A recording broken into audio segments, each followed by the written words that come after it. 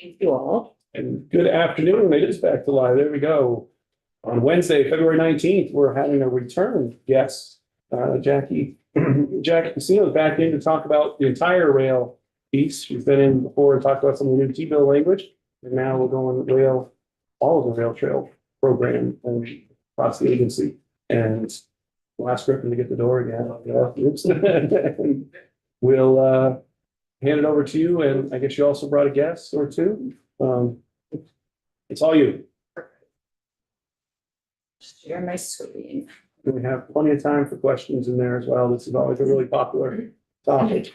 We tried to save it till Representative McCoy got back. And here she is not with us.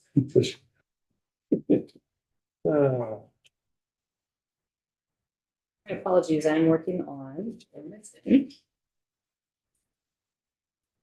It's not seem to. That's perfect. Let's try this way. I'll often joke and say I'm a millennial, but I'm like a grandma millennial. So technical difficulties often happen.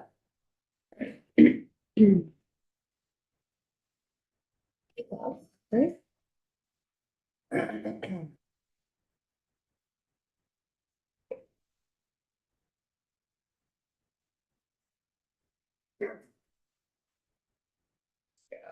Slowly but surely.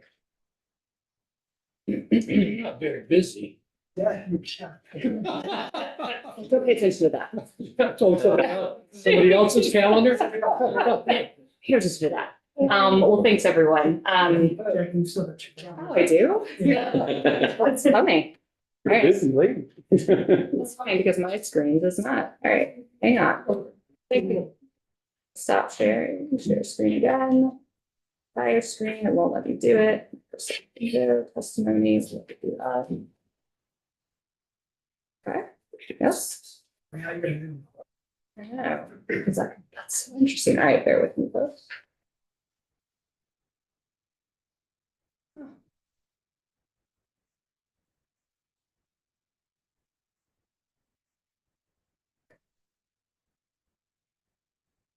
Someone savvier than me. There we go. Now it's finally showing the PowerPoint. So odd. Who knows? Yes. All right. Thanks for bearing with me. Again, I'm Jackie Casino. I am the VTrans Rail Trails Program Manager. And with me today, I was able to bring Chris Hunt, who is a project manager with the Municipal Assistance Bureau. We've been super fortunate to be able to have Chris at the helm of many of our construction projects for all of our trails for over 8 years now. So we will be giving you an overview of work that the program has been doing. We'll also be updating you on projects that we have in the hopper for the upcoming construction season or two, and then just touch base briefly on some of the flood recovery efforts that are ongoing for the rail trail program. So a little bit of background information on the program. It was created in 2022, so we're still pretty new. We were the first, the state of Vermont was the first DOT to absorb a rail trail program in the country, which is pretty exciting. So as of July 1st, what this really means is that VTrans has been responsible for local and regional coordination, maintenance, marketing, communication, and general oversight for about 145 miles of state-owned rail-banked trails. I think it was just last week I was asked, well, how many rail-banked trail miles are there in the state of Vermont? We have around 158 total. So of those, VTrans manages 144. So we manage the bulk of them. These are 4-season trails. They have a variety of non-motorized users, with an exception for snow machines during the back season. Super fortunate to have them as partners because I don't own a groomer and neither does the agency. So it enables folks to be able to get out, cross-country ski, fat tire bike, or ride on their snow machines. The 4 trails that we manage are on the map that you see here. Versus the whole. My gosh.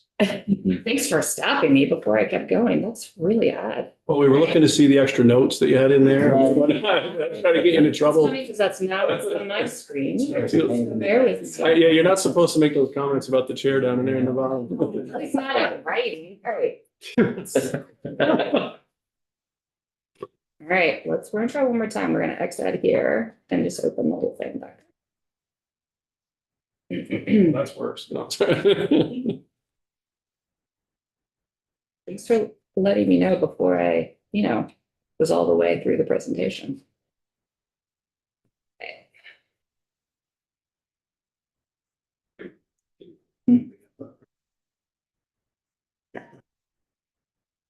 Let me begin and see if that helps at all. That Final Jeopardy wrong last time.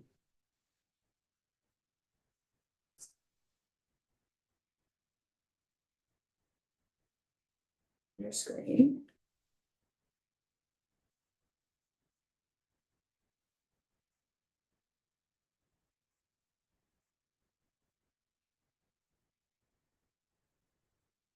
It's funny, it's not giving me the option to share my window.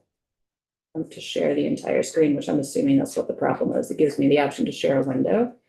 That's where you work, you look at the bottom, you're in the speaker presentation, which is why you can see the notes. If you can switch from the speaker presentation, it should allow you to share the full screen without the notes at the bottom from PowerPoint. Thank you.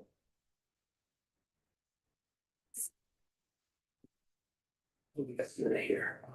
Let's give it this. No doubt that it's here. It's license plate. This TV meetings link. Yes. I should have read so much. Supposed to see my screen. Who wants to speak with the office? Sounds like one of his challenge. So this is. Do that every time I know.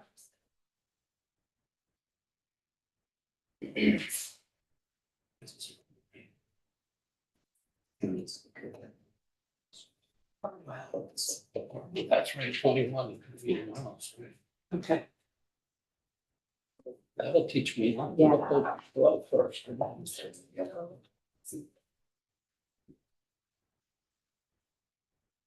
Oh, So the only beautiful. thing I wonder is. Oh, Oh, look at that. Yeah, There we It's go. like when you have that IT person just come stand next to you and all of a sudden everything works. Thank you, Chris. All right. That's what happens when I take my car in for repair. It works. I can't get it to do. All right, so 4 trails the agency maintains, from smallest to longest are the BB Spur. There's in Newport and Derby along Lake Memphremagog at 4 miles. Small but mighty, we say, because it's part of a larger regional network, both in Canada as well as in the Newport area. There's Delaware and Hudson Rail Trails at 19 miles in the southwestern part of the state, in Rutland and Bennington counties. It is fragmented by a segment that's uncompleted in New York State. We call it the missing link. There is on and off-road options for trail users to connect north and south.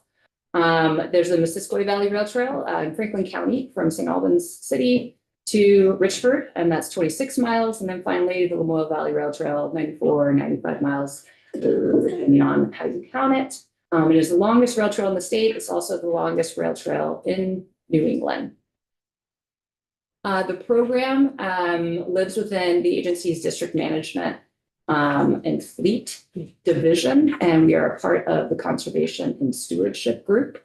We are a small and mighty group of 3 staff managing about 145 miles of trail.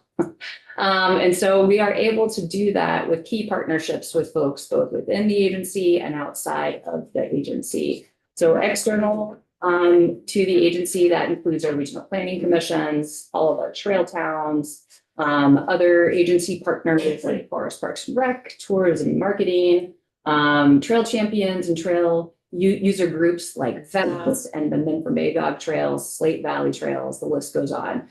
They really help us to be able to hone the excitement trail users have, the towns have around the rail trails and organize the volunteers to be able to help champion the local projects, which we'll talk more about as well.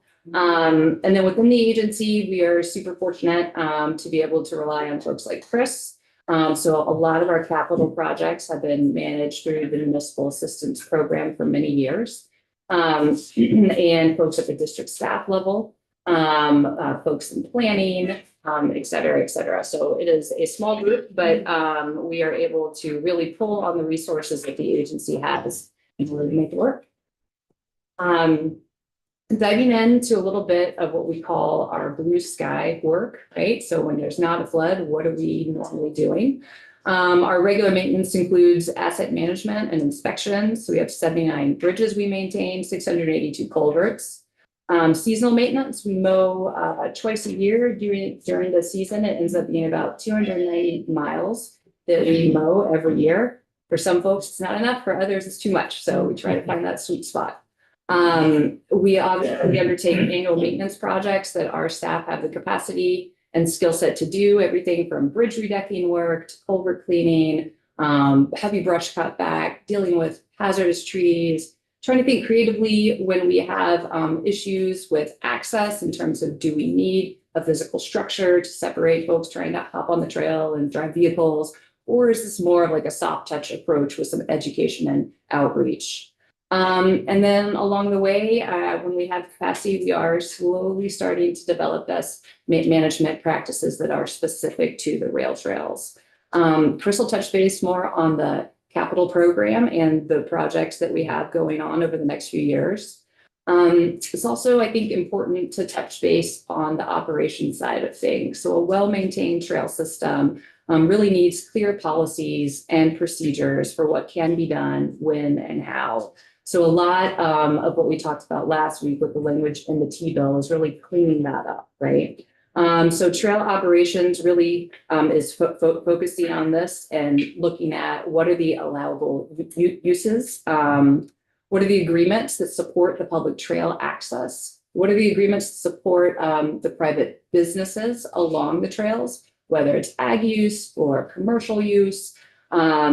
There's lots of things that people want to do along the trail system, and our job is to make sure it's allowed, but also to make that permitting process as painless as possible. So a lot of what we do in the permitting world is really partner with our rail property management group. They manage over 400 active permits and lease agreements on these 4 trails alone. So it is substantial, the work that they do. We're really fortunate to have a great partnership with them. So we do a lot of the legwork in the field in terms of meeting with the property owners or business owners and getting those details and then working with them to get those permits happening. We also have a special use permit program, and that is specific for events that people want to hold on the trail, whether it's an annual sled dog race or a research project. We get about 35 to 40 of those every year. It's typically during the summer and fall. Additionally, part of our program is really looking at, well, what standards, specifications, and guidelines already exist for the rail trails. Are they working? Are there gaps? So we work with folks like Chris, folks in our highway world, in traffic ops, to really take a look at those. So from trail surface specs to trail design to crossing standards to things like our logo and branding that's been approved by the CMO for the state, all of the things we are looking at improving or standardizing, and it's really for a maintenance help, a project help, as well as trail users to have that experience from end to end that's consistent. So whether you're on the LVRT in St. J or you're on the D&H trail in Rupert, you see a sign and you know this is a rail trail in the state of Vermont, right? I think it's also important to note that our rail trails follow FHWA guidance for ADA accessibility. This means that the trail gradient and cross slope minimums meet those standards. Our surface course material specs also meet those standards in terms of firmness and stability. And that's just a very important part of what these trails are. You know, there's lots of people that love to recreate on mountain bike trails, downhill skiing, obviously, but what's so just lovely about the trails that we manage is that they are for everyone. Doesn't matter if, you are 80 or 10. So part of that is ensuring they are ADA accessible. Another large part of what we do outside of managing the linear trail system is really work on supporting and establishing technical projects or initiatives or programs that support the trail towns that we run through. So whether it be providing technical support or linking a community with grant funds in order to build out a trail segment that connects maybe from a downtown or village or a shared use path or a sidewalk. How do we get people from the trail into our towns is a huge part of what we do. We're able to do that through partnerships. That's not necessarily something that the agency does on a daily basis, but it certainly is what the RDCs, folks at ACCD do. So the mechanism that we use in order to move this work forward has been to establish the Rail Trail Councils. So we have a trail-specific Rail Trail Council for each of our trails. And they are made up of members from each of the towns, trail user groups, the private businesses along the trails. And it's a way for us to communicate with those stakeholders and for them to be able to communicate with us. Other work that we're doing under this genre is the rail trail management plans. We have one that's done, that's for the LVRT, and we have 3 that are ongoing right now. Part of that work is to really engage stakeholders to help us to define a vision for each of those trails, to be able to look at what are the needs for the next 5 years, for the next 10 years, both for trail maintenance, but also sort of a wish list for the towns. Is there opportunity for us to connect the towns with additional funds in order to move those projects forward? Other work that we do that Chris will touch base on is manage a grant program that is specific to our trail towns. So towns that are interested really in smaller scale type projects, whether it's scoping and design, whether it's a trailhead build out, that is a pot of money. It's a one-time pot of money, so it eventually will be used up, but that is available to them to build these projects out. Finally, I touched base, I think, briefly last week on our count program and our survey program. That is something that we are doing in order to have a better understanding of just the trail user experience, trail users' wants and needs, as well as when are there the most people on the trail. So how can we more efficiently schedule maintenance and projects to the extent that we can? That is something that we piloted on the LVRT. That also coincided for when we put in the permanent trail counters. So we're able to take the results from that user survey and take the results from the trail count data and really start to have a better understanding of baseline data of what is the impact of these trails. How many people are coming here? How many people are from here that use these trails on a daily basis? How many people are using these trails to commute either to school or to work versus people coming from Canada or Europe or Arizona, that are just coming for a week or a few days and want to ride these trails. So as I mentioned, we piloted a lot of this on the LVRT this year. It's a little bit clunky because of the flood work, but even with that truncated version of the trail user survey being open, we had over 444 complete responses.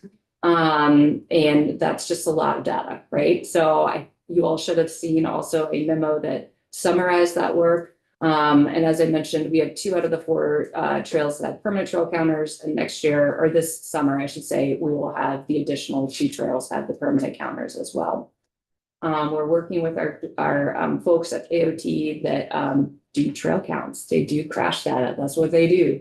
To set up a program and a public-facing dashboard. So anyone that has a question about how many people are on these trails can go to that and look at that.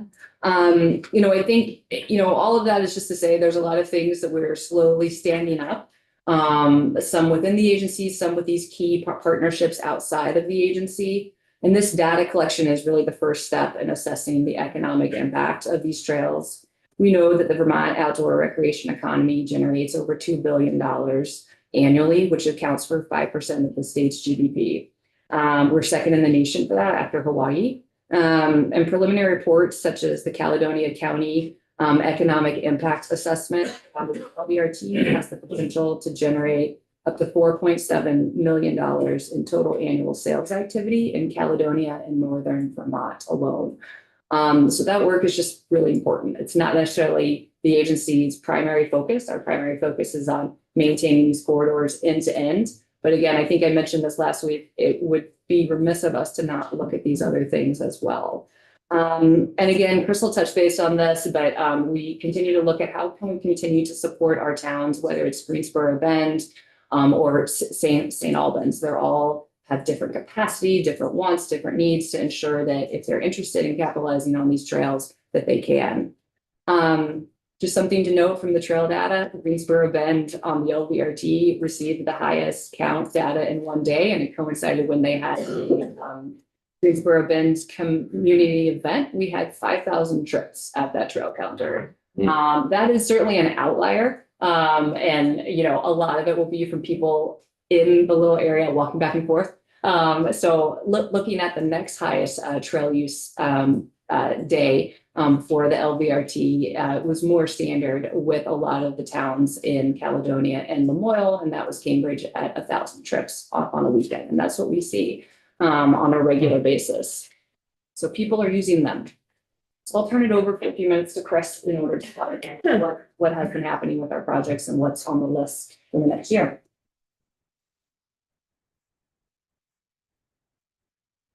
All right, good afternoon.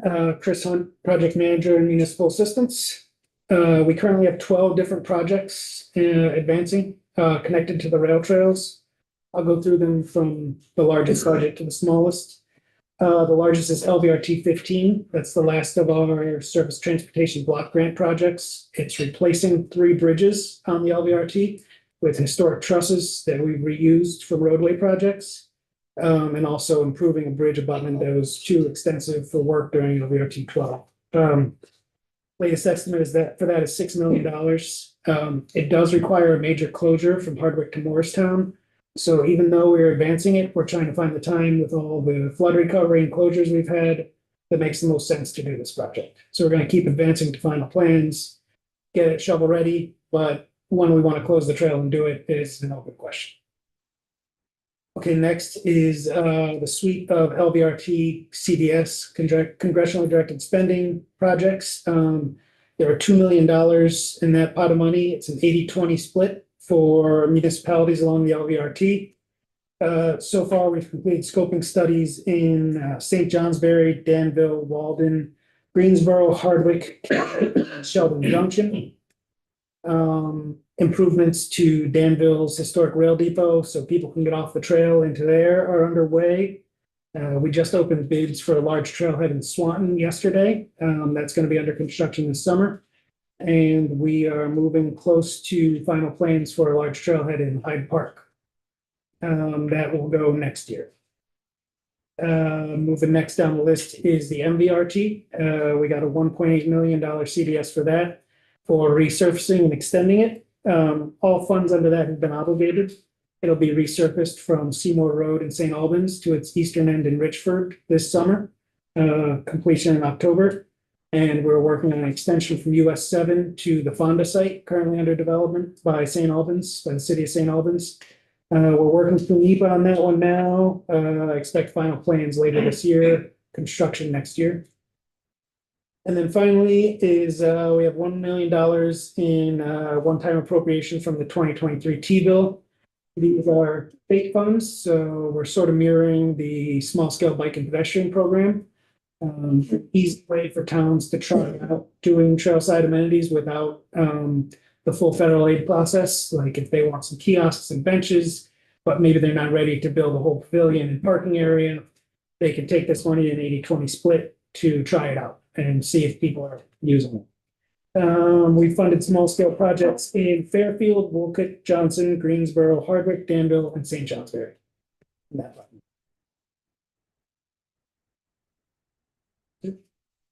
Any questions on projects? And if you brought the map of the Sheldon one, no. It's a lot of them going on.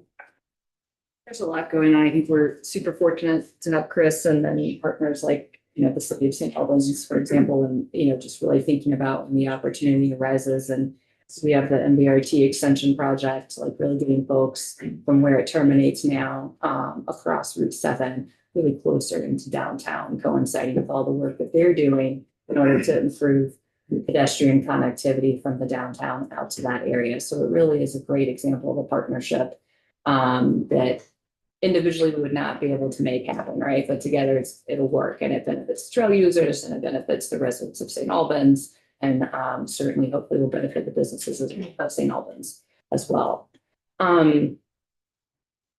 So lastly, I just wanted to briefly touch base, although I feel like a little fatigued with talking about flood response, but we'll just touch base briefly on flood response and recovery projects with the rail trails. It's really what's consumed much of my team for the last 2 years. So a lot of the sort of blue sky work has been dipped back to basics of like, well, what do we just have to do? And a lot of the other programs we've been able to sort of start and stop because we've been so consumed, like much of the state, disaster response and recovery over the last 2 years. We've had 5 federally declared disasters that have impacted our trails over the last 2 years. So we'll primarily be talking about just in these few slides, the flood events from July 2023 and July 2024. What you see here is available to the public. It is our damage dashboard for rail trails, and I'm happy to send that link out after this if there's interest in it. But myself and my team, we are in the field as soon as we're cleared to do so, doing damage inventories after these events. Just like our roadways and rails, and we enter in all that information, and folks that are smarter than I am are able to put it in this dashboard. So we have a better understanding of what's going on where. The bulk of the damages for the 2023 and 2024 July floods have impacted the LVRT in Caledonia and Lamoille counties. And so for the 2 July floods for 2024, we had 74 damaged sites. On the LVRT, this was about 20 culverts, 6 bridges. Thankfully, the bridges weren't damaged. A lot of debris removal that had to happen. We had 15 embankments either fail or have damages. We had 38 sites where trail surface or subsurface was significantly damaged. All work for the 2024 flood is complete with the exception of there's one site in West Danville where a new culvert will be going in. There is a detour available for that location. And then there is one culvert and adjacent to that slope repairs in St. Johnsbury, right at the very close to the eastern terminus of the LVRT. All sites are stabilized and we are moving forward with projects and anticipate construction to happen this upcoming construction season. So out of the 94 miles, we have about 6.23 miles are closed right now. So again, we have a detour in West Danville and we're working on a detour for St. Johnsbury as well, and anticipate being able to have that in time for the summer season. But we wanted to go through just a few slides for the July 2023 flood event. We had 138 individual sites that were damaged, again, primarily in Lamoille and Caledonia counties. And so this is one of our larger projects I was just going to walk you through. And I think it's just important to note that the start date for repairs, not the emergency stabilization work, but the permanent repairs for this site started September 14th when we were able to we were very lucky to be able to bring on an AOT staff person, John Griffin, who managed some of our worst of the worst from this event. Our objective. Representative Burton. Yeah, I'm just looking at that picture. So were people able, is there another option for the trail, or if you were using the trail up to their place, we had to? It was closed. Yeah. Correct. Yeah. So we started the permanent repairs. So the flood was in July. Permanent repairs began around mid-September, and then we had it open in January. So complete it's open, bridge yeah. replacement. It is, and I will show you. We'll go through really quickly. Um, it's sort of a best case scenario when everything works out. Doesn't always happen like this, right? So this would be primarily December 2023. These images are from, and then this is what it looks like this summer. Not right now, it's under snow. For context, that's normally a 3 to 4 year project. Thank you. Yeah, yeah, so we're very fortunate. This was also the lowest cost alternative. And it is a FEMA eligible project, right? So 90% of this is covered by FEMA and then 10% by the state. So just really quickly, Bridge 38 is located in East Hardwick at milepost 32.75. It was a 2-span riveted steel deck plate girder bridge. And I'll go back to some of these additional initial damage images. It was not a bridge that we needed to rehab during our LVRT construction projects. It was in good condition at that time. During the flood event, large debris, as you can see here, really caught on the center pier that holds both bridge spans, diverted water around the pier. The floodwaters flowed under and undermined bridge abutment 2, which then failed completely and rolled forward into the river. The bridge span being supported by this abutment then fell into the river, which you can see here, and twisted, damaging the structural steel and one of the flanges. Due to erosion and relocation of the west side of the riverbank, as you all have probably seen from a lot of images around the state, the river's just moved differently now than when these historic structures were put in. The second span of Bridge 38 no longer spanned the channel and was hydraulically inadequate. Additionally, the bottom flange of the bridge had been significantly warped due to the impact of the bottom flange on a large stone. And presumably from its fall, it failed. The extent and severity of the warp was such that it wasn't possible to repair. Due to the resulting span failure and damage to the structural steel, we replaced the bridge with a 205-foot single span pedestrian bridge from Contact. And we have a number of these across our trail systems. They've held up really well. And I think key for this is, hydraulics determined that a single span would be preferable, and it did not have a negative impact downstream in terms of additional flooding. Which we're really fortunate that this all lined up and the weather cooperated, and Contact had a bridge available. And these are just images of clearing up the site and then beginning site prep and putting in the new bridge abutments.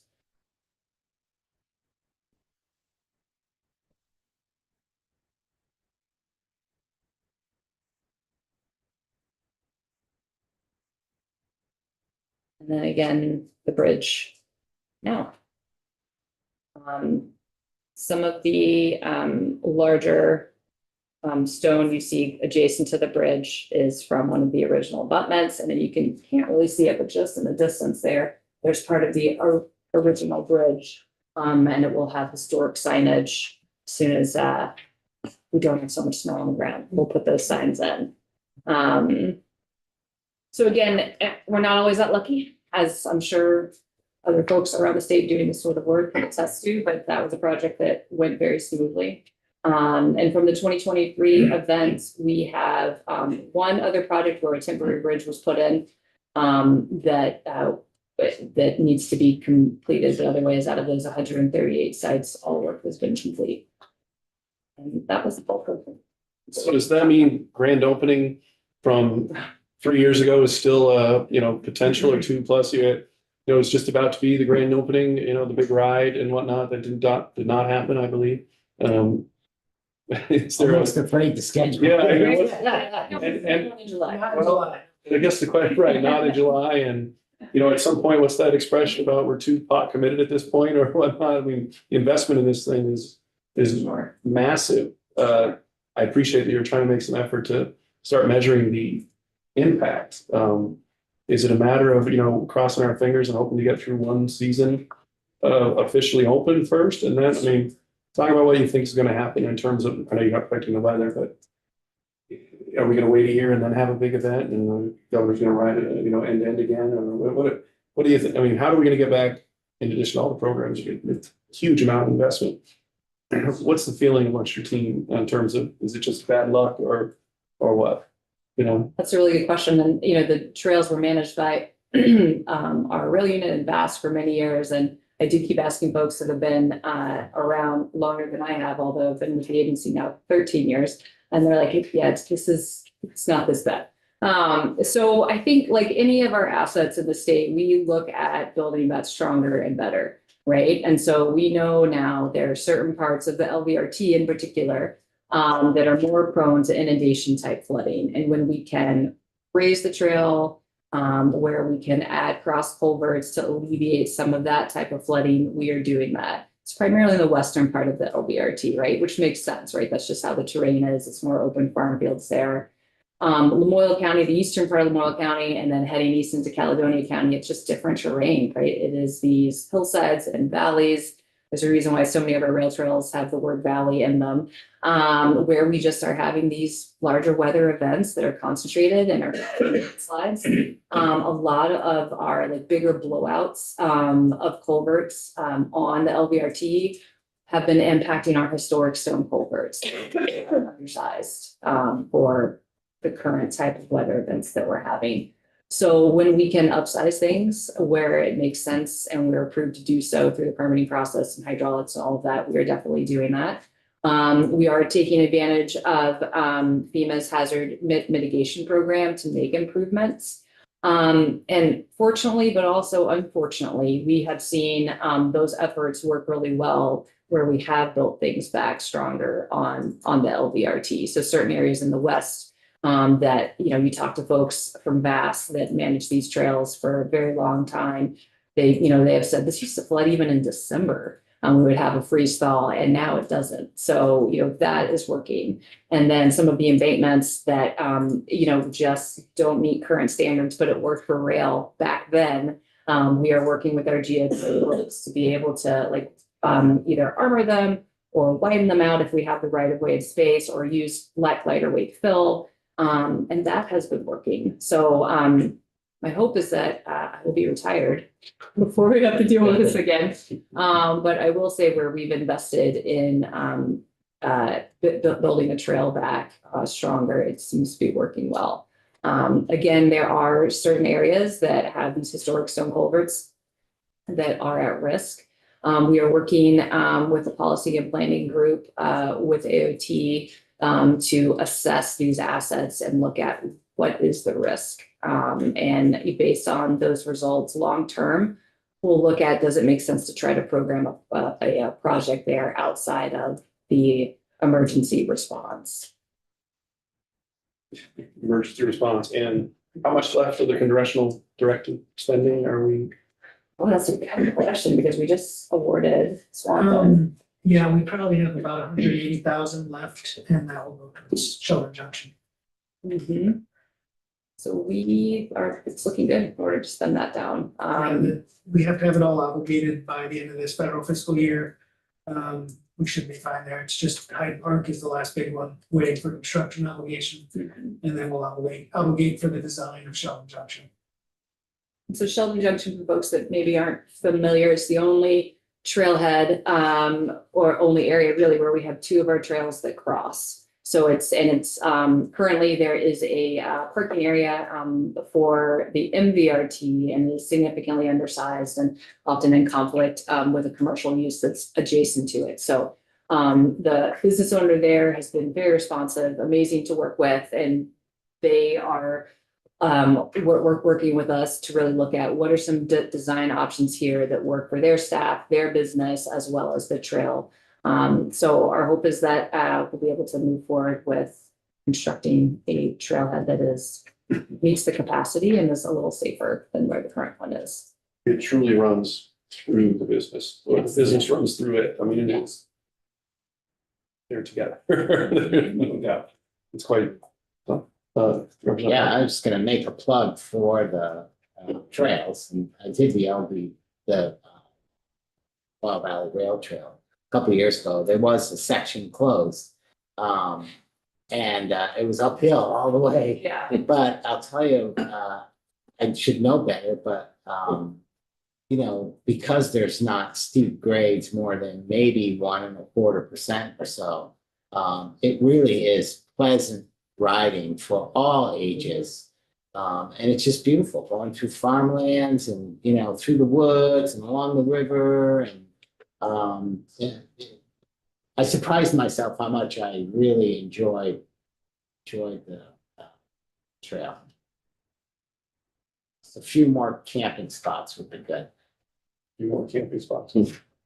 And we do have language in our T-bill regarding policy use and whatnot, that we have to revisit at some point. Representative Wood? Thank you, and congratulations on, sounds like pretty extraordinary work to get the rat trail back up and running after multiple flood events.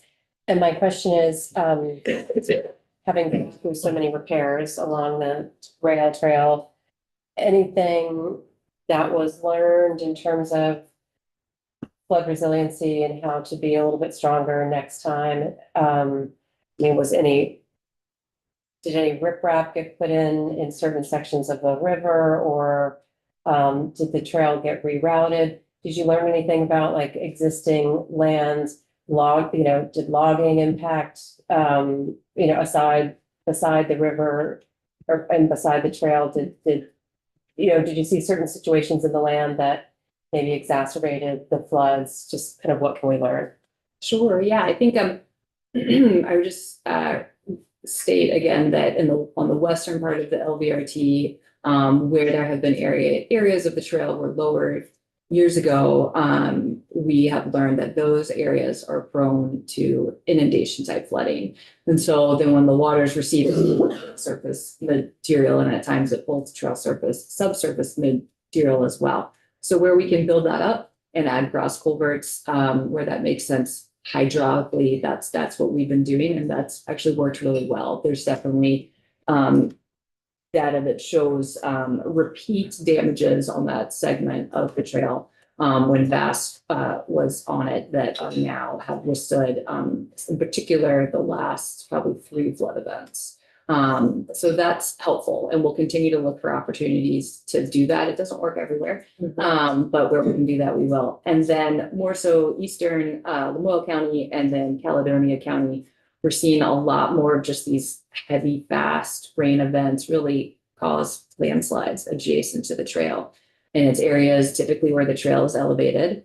Sometimes there was previously a trestle there that was filled in. And it really creates this sort of pinch point, this perfect storm of landslide and debris either coming down and blocking or getting caught in a bridge pier or an abutment and impacting the bridge, or it is that debris coming down and blocking quite often historic. And then it acts like a bathtub, fills it up and blows the trail out, right? And so when that happens, obviously, we would love to save all the historic structures that we can. When it's a total failure, it does give us the opportunity to look at the hydraulics. So what's happening now? Quite often, those culverts are not adequate for the type of events that we're getting. So we were able to upsize them and just build back. For the embankments as well, we've been able to install additional riprap. And then I think I mentioned for some areas in particular where the slope was exceptionally steep and does not meet our current standards, we've been able to address that either through lighter weight fill material, or if we have the right avoidance space, just making the toe slope a little bit wider. And then lastly, we've learned a lot just from our regular maintenance where, the trails are amazing and people love the trees. I love the trees. But when you have a very heavy tree growing on top of a culvert outlet, that's a stone culvert that we don't make things like that anymore. I mean, we are starting to take the trees and we'll leave the root structure, but take the weight off. So that's something we've been able to do in higher risk areas that mostly in Caledonia County, where we've had repeat damages to those sites. So there's a few things we've been doing project related and a few things that are just the basic maintenance related that we're starting to look for on an annual basis. And just one follow-up. I mean, did you notice that having vegetation, trees, et cetera, like along certain parts protected the trail Definitely, in certain parts it does, it's really interesting, it totally depends on how the water flows through there. Right, and then it also depends on how steep is the embankment, how high is the trail up, from the structure that was damaged or blocked. So every situation is different, there's definitely some, especially right along the river, where, having the additional vegetation is a plus. For the very steep embankments where the trail is significantly higher up, and it's adjacent to like a perennial stream that becomes this torrent that then blocks this historic stone culvert, then, you know, it's a detriment. So every situation is different, for sure. Representative Cole. So, is there any movement in the D&H Rail Trail on that section in New York to purchase the property from those three or four individuals? So glad you asked. We, in partnering with the Rutland Regional Planning Commission and the Rail Trail Council down there, because we are, in the middle of the management plan for the D&H Rail Trail. And this is a huge part of what the communities, at least on the Vermont side, and also on the New York side, are interested in. We have a stakeholder meeting that we are scheduling in March with key folks on either side of the border in order to have that conversation about what would it take? Are there interim measures that we could take, or New York could take, to improve just very basic things like signage, right? Because there are parts of that New York segment that folks can ride on, even though it's not an improved trail surface, but the property owners adjacent to that don't have an issue. But there's a few that you need to get off the trail and go on the road. Yes. And so even an interim measure such as improved signage, I think would go a long way. But we are interested to have that conversation to try to determine, well, what are the actual issues. There's a lot of gossip, and it's just needing to speak to people directly in the towns, to have a better understanding of, okay, well, what's the holdup? What's the reality? There's been a lot of planning work on the New York side that was done previously, to look at the feasibility of, and cost of turning that segment into trail. So I think, you know, the bones are there. It's just trying to have a better understanding of where the pinch points are, and I think find some champions that side of the border to help shepherd that along. I think there are a few of those parcels. I think, like, my understanding is that reverted back to the landowner, not renaming the trail. So those are the few people that it's their property, and it's literally right in their back. It's like right in their back. Right. So, okay. Right. To be determined. So, thank you. Okay. Thank you. Thank you very much for coming back again, and thank you for the rest of the team. Very much appreciate. Let's hope that the economic return will continue to drive to return all of the investment that's happened. But I expect you to get more and more requests than what you've seen as it goes forward in terms of the events you mentioned. So thank you very much. Good luck. Thank you.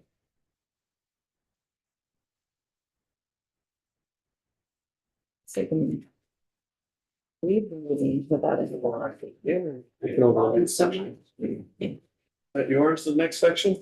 Get your popcorn ready, right? So tomorrow morning, as a quick public service announcement, we are in a joint House and Senate Transportation Committee hearing down in room 11 at 9:00 with the Vermont State Treasurer's Office, et cetera, the Agency of Natural Resources, and on a list of distinguished guests down in 11.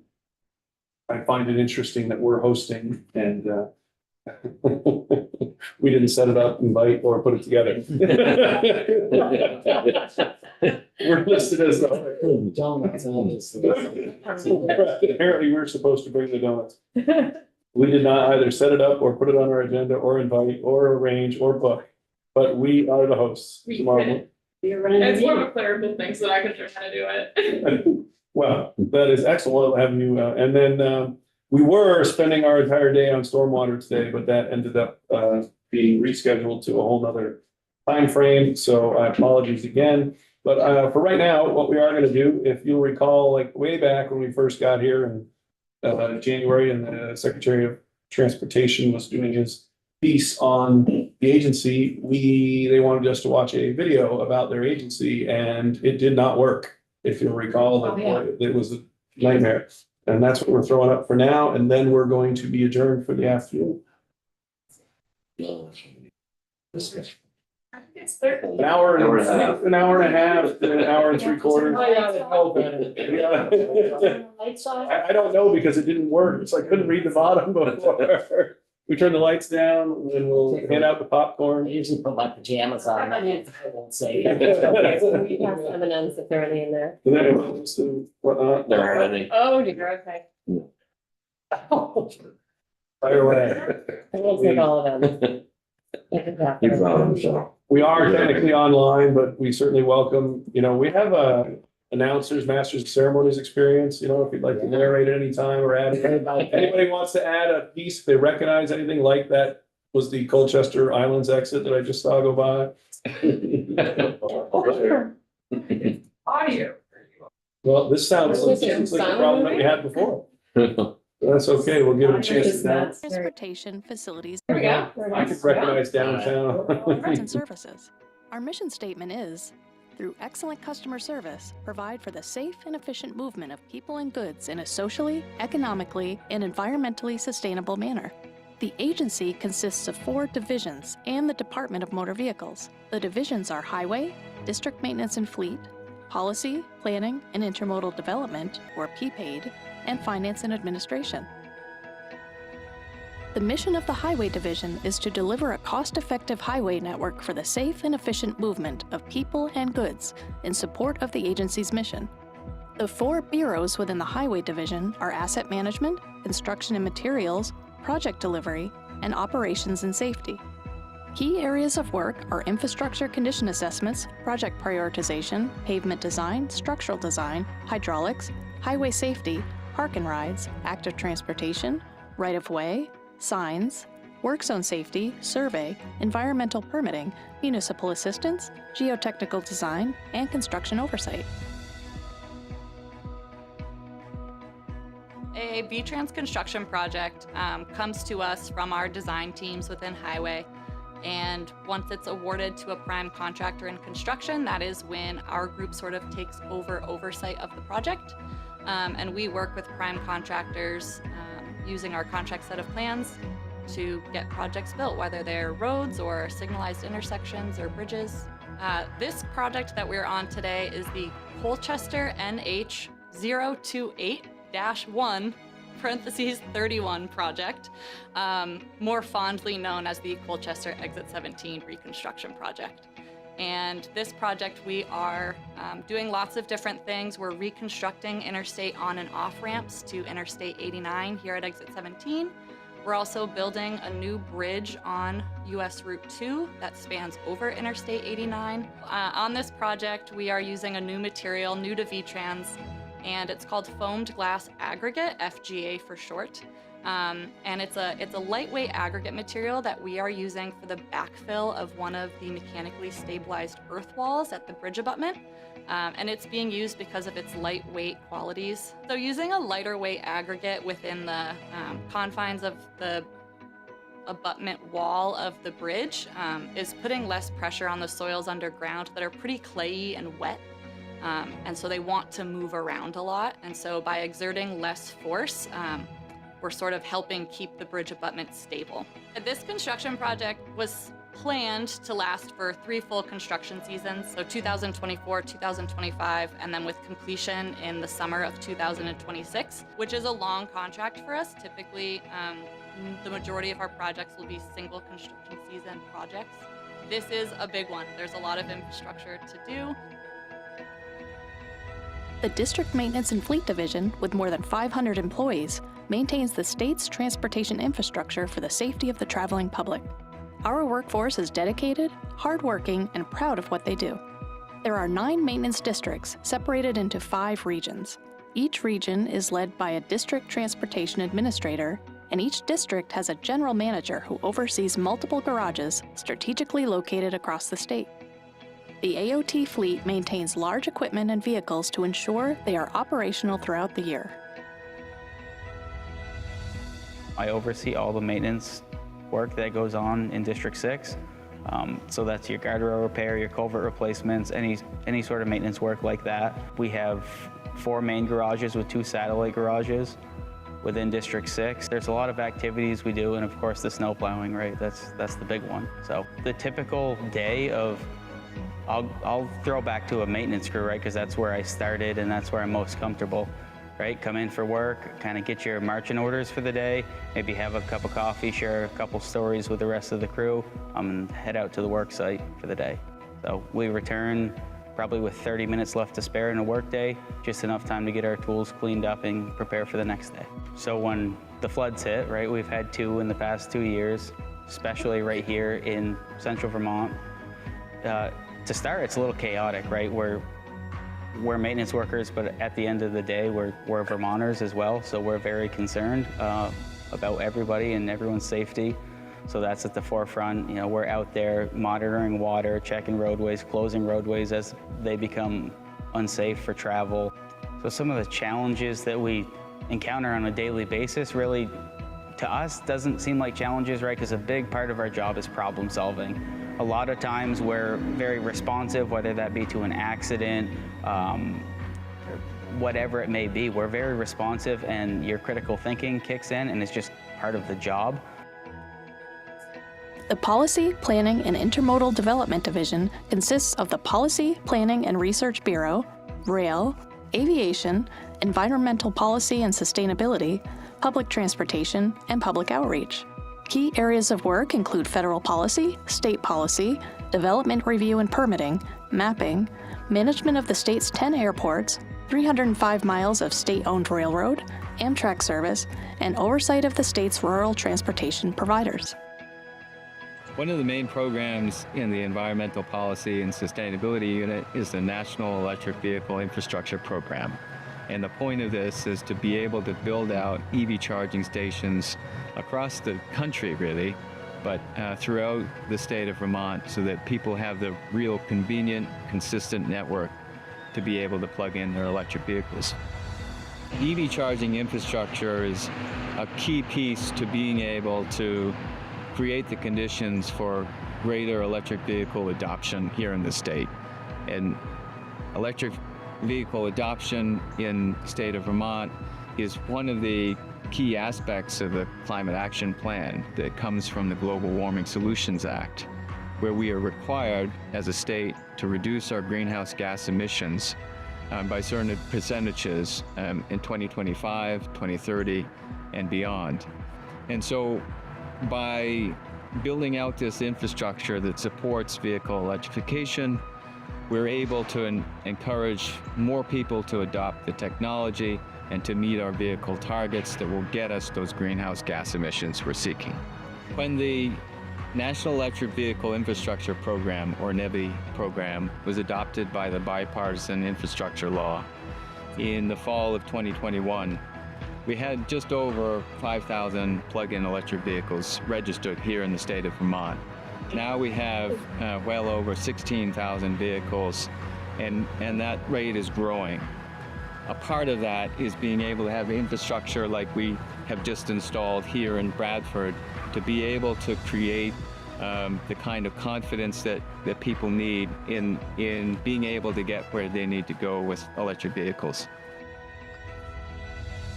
The mission of the Finance and Administration Division is to provide effective support and regulatory services through excellent customer service.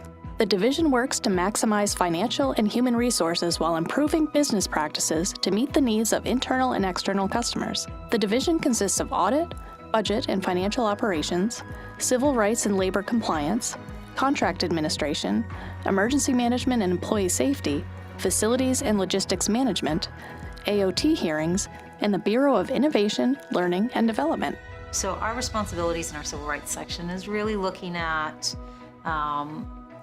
our employees, the people that we serve, the groups that we work with, constituents that use our roads, or it goes through their communities, and looking to make sure that everybody has access, and considering all the different ways they might need access, and that it's fair, it's equitable, and then we take a lot of things into consideration as we're doing that. Absolutely, I think it's embedded. So our work here at the Agency of Transportation at making sure that we have a very diverse equitable workforce, right?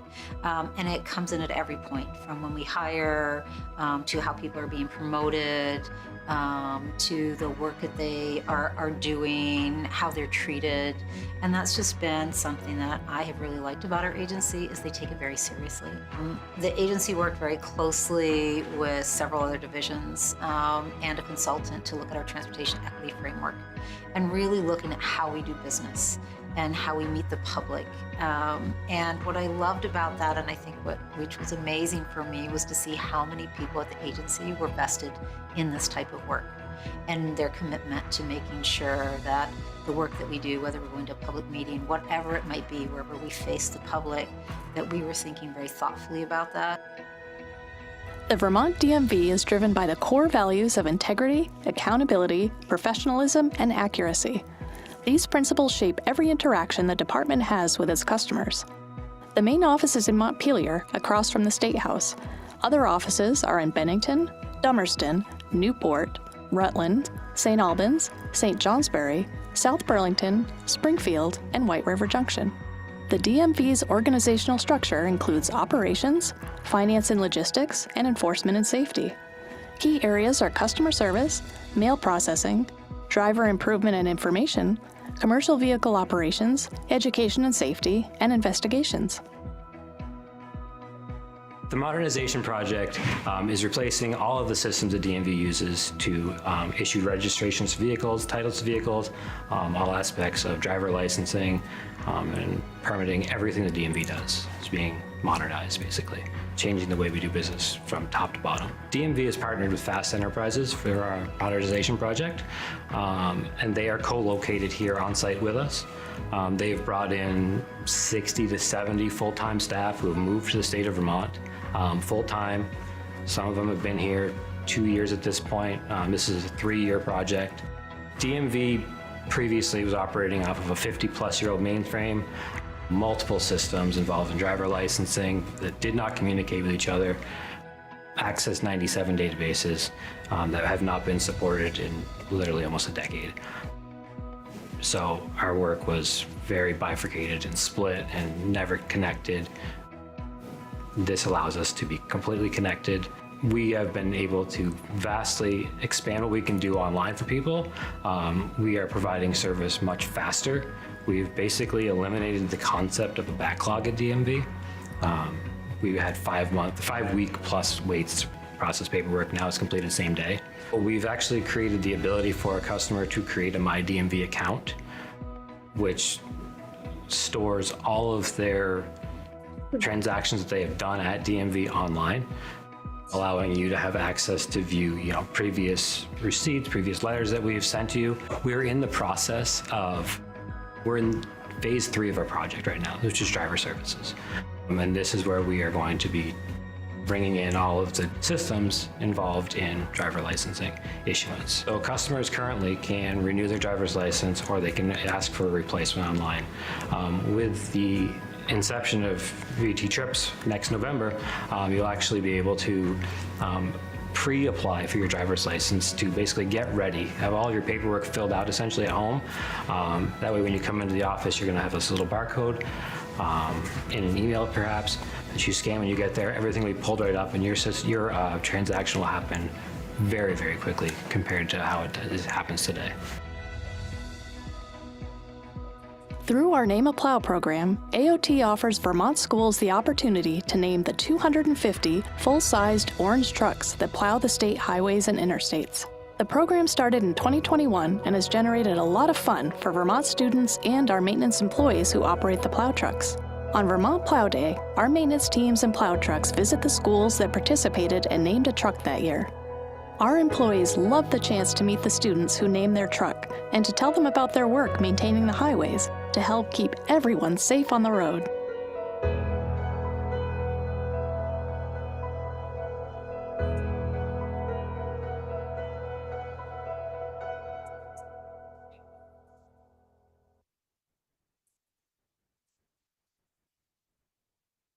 Nice. Make sure you pick up your mess. Throw away in the receptacle. And see you tomorrow morning down at room 11 for 9 o'clock. And then we will have a short presentation. It's NEK Day. There's a number of representatives. So after the joint assembly, et cetera, we have a little quick 15-minute presentation to give some people some time right before lunch after all of the, if there's time. Otherwise, if it goes into noon, then we'll start up in the afternoon. Oh, geez. They know they're here in the building all day and they wanted 15 minutes. We'll have that if the time allows from the joint assembly after